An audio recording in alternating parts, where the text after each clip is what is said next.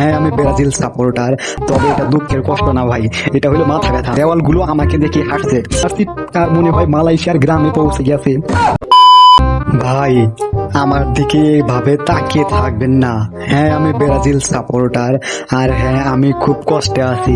তবে এটা দুঃখের কষ্ট না ভাই, এটা হলো মাথা ব্যথা।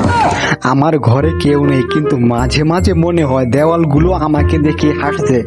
কেন জানেন? কারণ গত ম্যাচে ব্রাজিল যেভাবে খেলছে, এরপর আমার বাড়ির টিকটিকিটাও আমাকে দেখে ভেসকি কাটছে। আমি কি কোনো পাপ করেছিলাম? কেন আমাকে ব্রাজিল সাপোর্টার হিসেবে জন্ম দিতে হলো? এই যে আমি একা বসে আছি, বিশ্বাস করুন আমার টিভির রিমোটটাও এখন আমার শত্রু মনে হচ্ছে। ওটার ওপর রাগ করে কি লাভ? ওটা তো আর গোল দিতে পারবে না। আপনারা যারা অন্য দল সাপোর্টার, আপনারা তো খুব শান্তিতে আছেন। আপনাদের দলের কেউ যদি বল নিয়ে গোলকিপারের সামনে গিয়ে আকাশ লক্ষ্য করে শট মারে, তবে আপনারা হাসেন। আর আমার মনে হয় আমার হার্ট অ্যাটাক হবে এখন। কিন্তু আমার তার মনে হয় মালয়েশিয়ার গ্রামে পৌঁছে গেছে। নেইমার ভাই, আপনি ড্রিবলিং করেন ভালো কথা, কিন্তু ড্রিবলিং করতে গিয়ে যদি ঘাসের উপর পিছলে পড়ে যান, তবে আমি কি করব?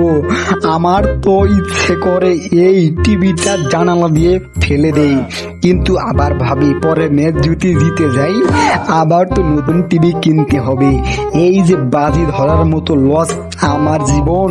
ভাই, আমি তো এখন সিদ্ধান্ত নিয়েছি, খেলা দেখার সময় আমি টিভি অফ করে রাখবো। অন্তত স্কোরবোর্ড 0-0 দেখাবে। যাক, এখন তো জিতি নাই তো কি হয়েছে, হারিও তো নাই। এই যে আমাদের ব্রাজিল সাপোর্টারদের দশা, আমি কি এখন ড্র করার জন্য আনন্দ করব? এটা কি ফুটবল নাকি কোনো লটারি?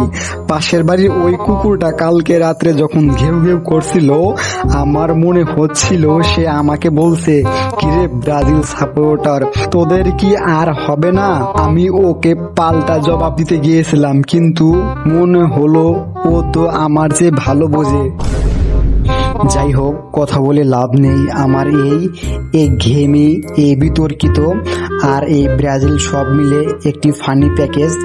আপনারা আমাকে দেখে হাসুন, কোনো সমস্যা নেই। আমি বরং এই সোফায় বসে অপেক্ষা করি কবে আমাদের ডিফেন্ডাররা বুঝবে যে ফুটবল খেলতে গেলে গোল পোস্টের দিকে তাকাতে হয়। চলি, আমার আবার বিরিয়ানি খাওয়ার সময় হয়েছে।